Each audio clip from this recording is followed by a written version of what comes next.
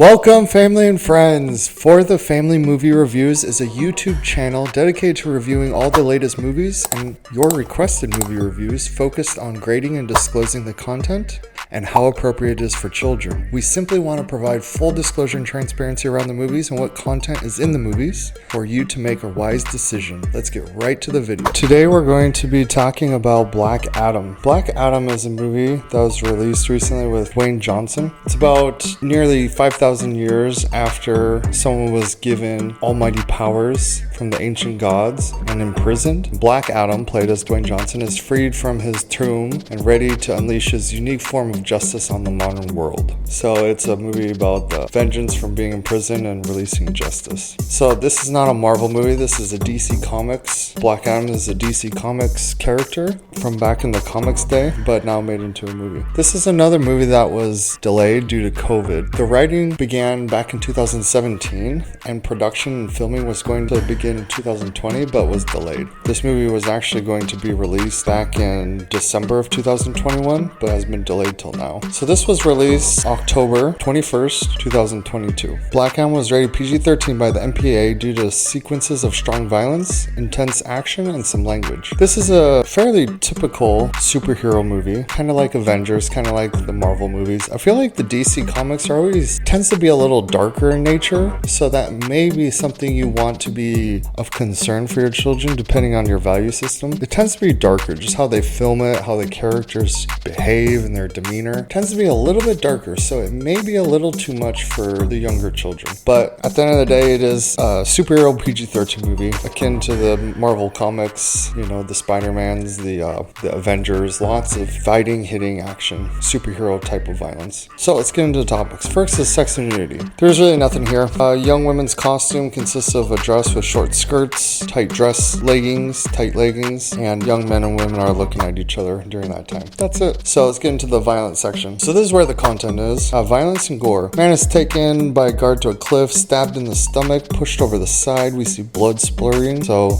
there is one or two scenes here with blood that you would typically not see in a Marvel movie. A little bit more blood here in this PG-13 movie. Young boy takes a stone from the guard and runs to the top of the hill with it, but is grabbed by the guard and held with a blade over his neck, and then the boy disappears. The man holds a gun on a man and a preteen boy. The boy runs away. The man shoots the other man in the abdomen, collapses. We see blood wounds later. The man shoots the injured man at close range and below the frame, and he grimaces. A man and a young woman are attacked by soldiers and we understand they're killed. Preteen boy is shot in the chest by an arrow and falls dead. A superpowered man stabs another superhero man through the abdomen with a pipe, and then more pipe stabbing and pulling out of abdomens. We see energy blasts, bright flashes of energy blasts thrown towards people falling to the ground, men kneeling to the ground. We see lots of sci-fi type energy blasts and overpowering people and heavy wind blows and crushing punches with giant fists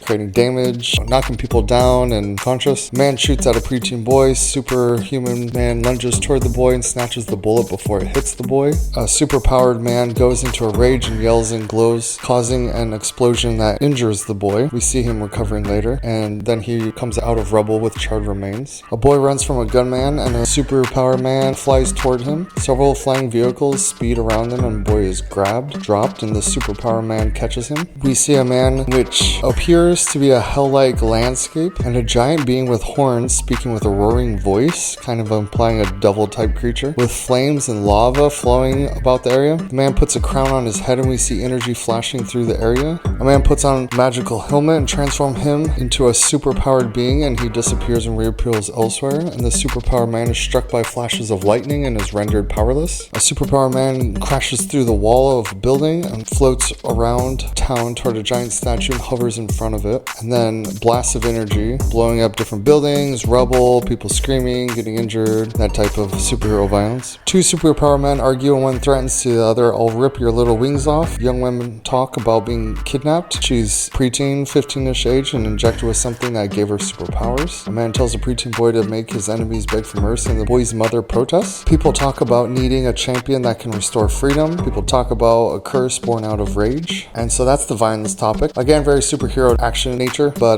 DC Comics tends to make things a little bit darker in their theme and how they produce the film. Language. There are no F words. There are different obscenities, name calling, such as enforcer, bastards, baldy, crazy, cryptic, weapons of mass destruction being discussed, insane, fool, things like that. Too religious exclamation, oh god, god level powers, things like that. Substance topics. There are none, which is good.